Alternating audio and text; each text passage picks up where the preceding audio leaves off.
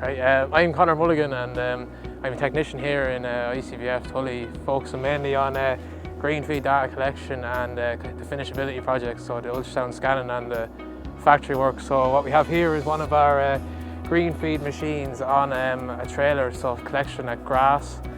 So just a quick run through on how the machine works. The animals come into the front of the machine here through the gates. The gates are up to stop multiple animals coming through.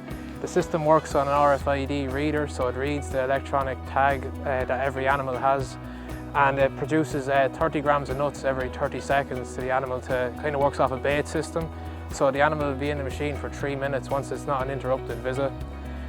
So as the animal's in the machine, it's ruminating and excreting or burping through its mouth. That animal, all that excretion is being analysed through the GreenFeed, through the little air pockets you see at the front of the machine. So it's being sucked up and analysed through different sensors, CO2 sensors and CS4 sensors in the GreenFeed.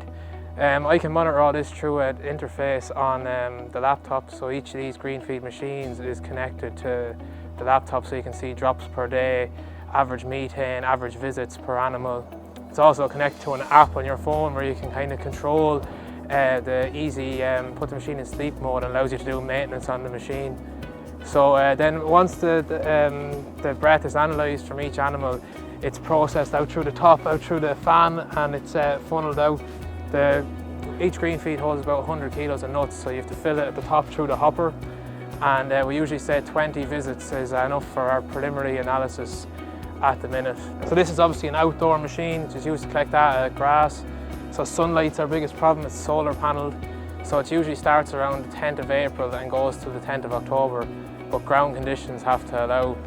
We've 12 GreenFeeds indoors in Tully and some scattered around on different farms throughout the country as well, so that allows us to get feed, the impact of feed on greenhouse gases or methane emissions. So we can take compare grass silage, a finishing diet, a TMR diet and grazed grass. We've some life cycle analysis done where we followed animals through from post-weaning, so 10 to 12 weeks. They have 20 methane records post-weaning. Then they go out to grass, their first grass. We have 20 methane records there.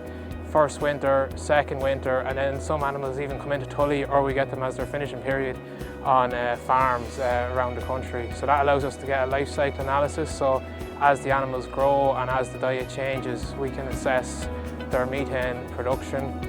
And just so like how we find farms, so if we find a farm of interest, we have machines like this that are going around to different farms on trailer or in the crates for measurements indoors.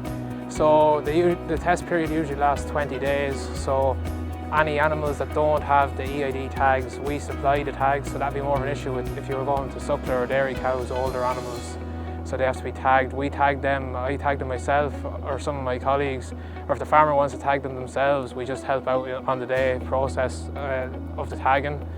Animals are also always weighed throughout their test period to allow us to adjust for live weight in methane production as well. And the test period usually lasts 28 days on commercial or normal, say, farms that aren't research facilities like Tully. So 28 days, we'd usually expect 70% of the animals, if it was on a trailer like this outdoors, to reach 20 plus visits, and if it was indoors, it's 90%. So it's boredom is basically driving the animals to use the machine indoors, which is great for us because the more data we have, the better. There's also slight more maintenance issues outdoors with the solar panels, what way they're facing, if there's trees blocking the GreenFeed. So it's a lot easier to collect data indoors, so we're making a big drive this year to increase our amount of animals we have at grass, because it's a short window there, 5 months a year if you're looking at ground conditions this spring. So it's a big push for it. We also take, anywhere we have a GreenFeed, we take feed samples every month, so it's any change in the diet we can allow for it as well. This GreenFeed here behind me was coming out of a shed there 2 weeks ago, so it comes back to Tully here to be cleaned and CO2 calibrations performed on it, and now it'll go out to grass when grass conditions allow, probably around the 10th of April. So this machine was used indoors to measure animals, collect greenhouse gases 2 weeks ago, and it turned out to grass. So it's the exact same machine working as it is indoors. Still have to fill the meal every 3 to 4 days and monitor on the app and the interface, but it's the exact same workings. The machine is just outdoors when the solar panels are powering it rather than plug inside.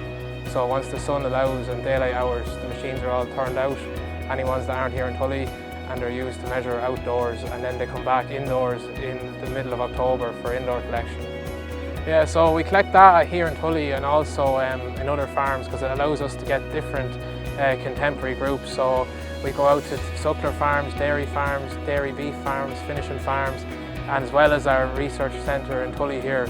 The diet in Tully is consistent through all groups that come through the progeny test centre, so it allows us to get a broader reflection on kind of the farming industry in Ireland rather than just focus here, because not all farms have the same facilities as here as Tully. So these machines can work with maintenance and if you look after them well on commercial farms, so it allows us to get a broad perspective across the whole country.